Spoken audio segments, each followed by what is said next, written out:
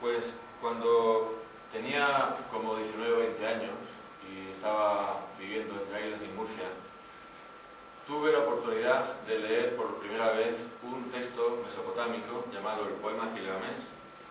que es esta tablilla que se ve aquí,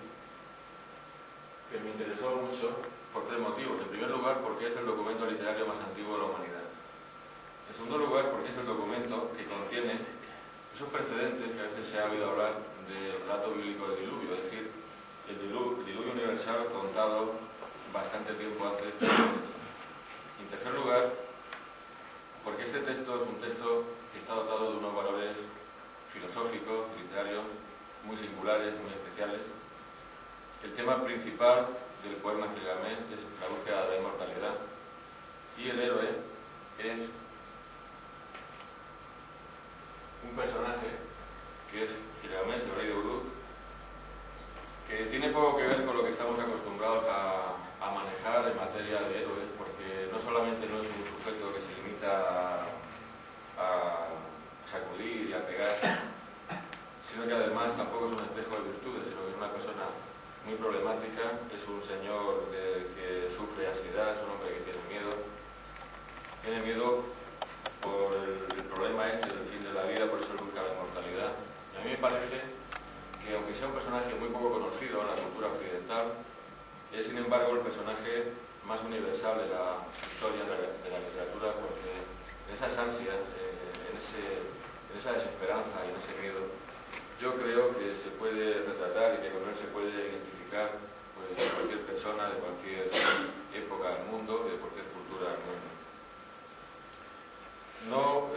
digo ahora yo más cosas del personaje, porque lo vamos a ver en la película, pero sí que me gustaría comentar algo casi como si fuera esto un noticiario, que es lo siguiente. La epopeya de Gilgamesh, ya he dicho, está basada en la búsqueda de la inmortalidad, y empezamos a conocer el poema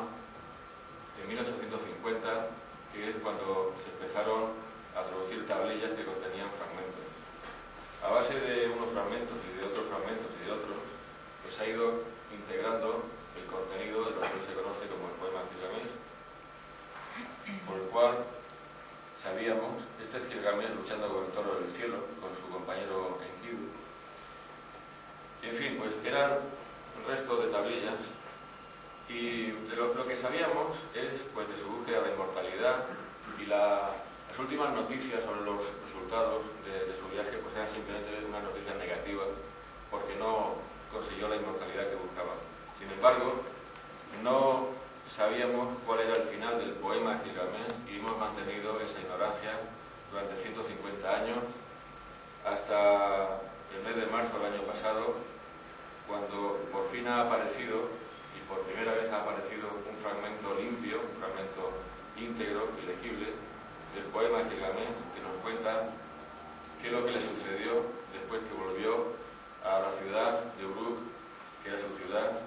frustrado y decepcionado porque no había conseguido la inmortalidad. Y lo que le sucedió fue que se suicidó y fue enterrado por unos cuantos criados. Esta es una noticia del periódico que me lo envió mi padre por correo porque yo no me había enterado. Y esto lo quería comentar porque son últimas noticias sobre el personaje después de los 150 años que llevamos conociéndolo. Y aunque sea poco conocido, las aventuras de Gilgamesh son lo suficientemente atractivas como que para que haya habido unos cuantos escritores, sobre todo del mundo anglosajón, pues que hayan hecho unas novelas basadas en sus aventuras. Este es el Robert Silverberg, que es este libro que tengo aquí.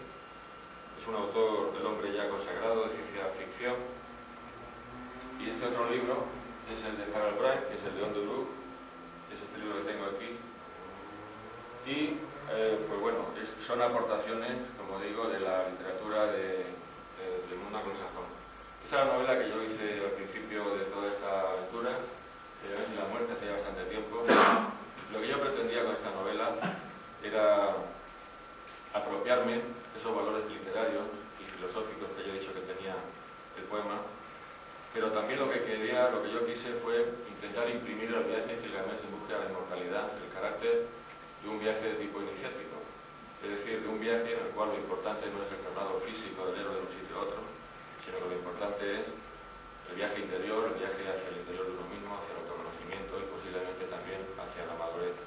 En esta novela también intenté cambiar el final pesimista del poema Gilgamesh por otro alternativo que yo creo que es, aparte de un desenlace bastante inesperado, pues un final que contribuye a cerrar el círculo del carácter iniciático de ese viaje que yo decía al principio.